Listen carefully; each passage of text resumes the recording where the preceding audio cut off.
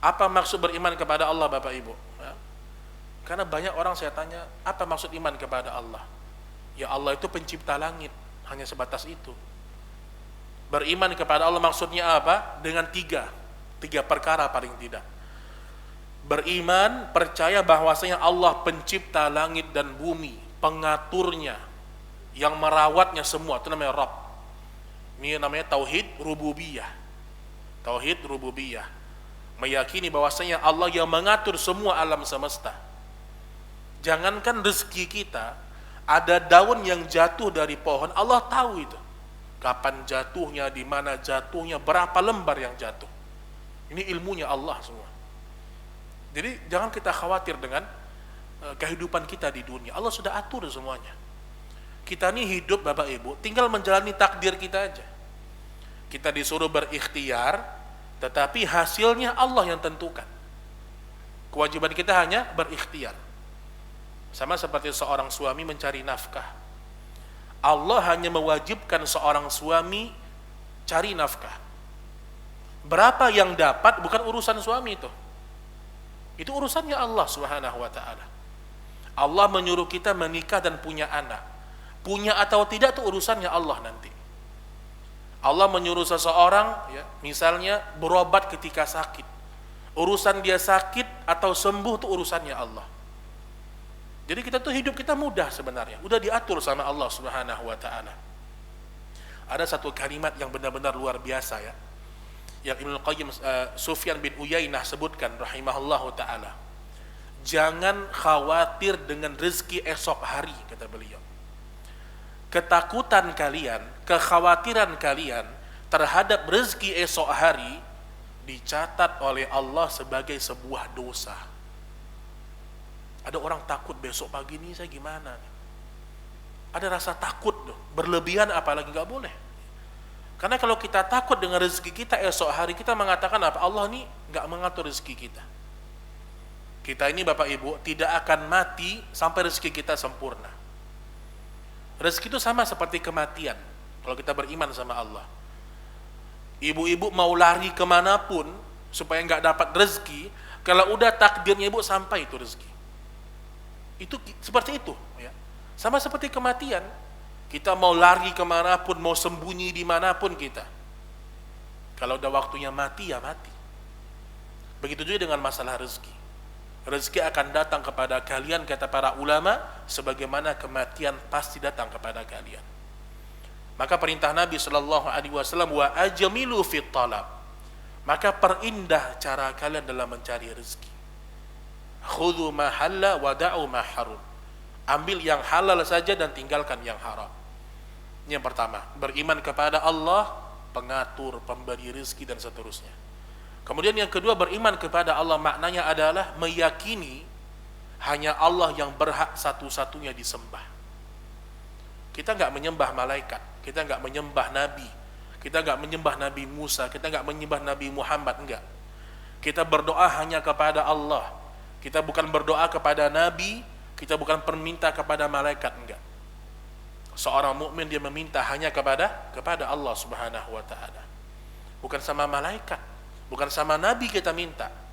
Apalagi orang zaman sekarang minta kepada mungkin penghuni kubur, ini juga salah nih. Jadi Bapak Ibu, kalau ziarah kubur, perjelas lagi niatnya.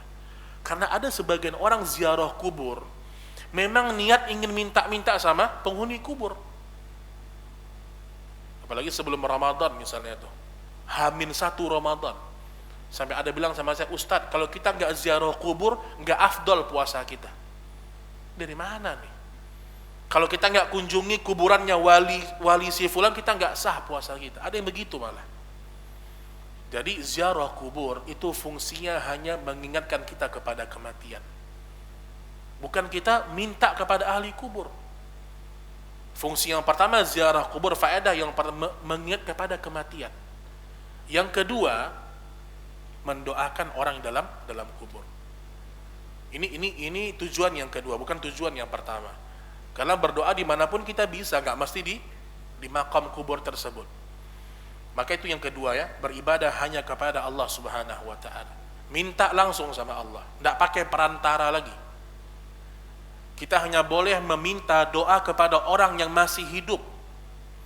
Misalnya kepada orang soleh yang masih hidup.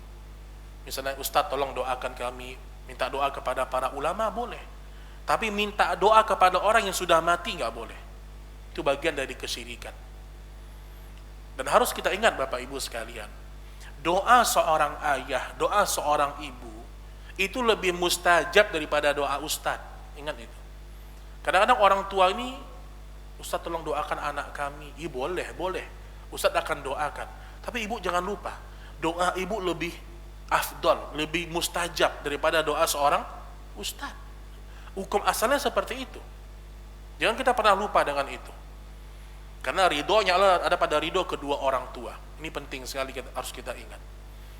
Nah, jadi itu dia yang kedua, bahwasanya beribadah hanya kepada Allah. Kemudian yang ketiga, beriman kepada asma was sifat. Nama-nama Allah yang kemudian sifat-sifat Dia yang mulia.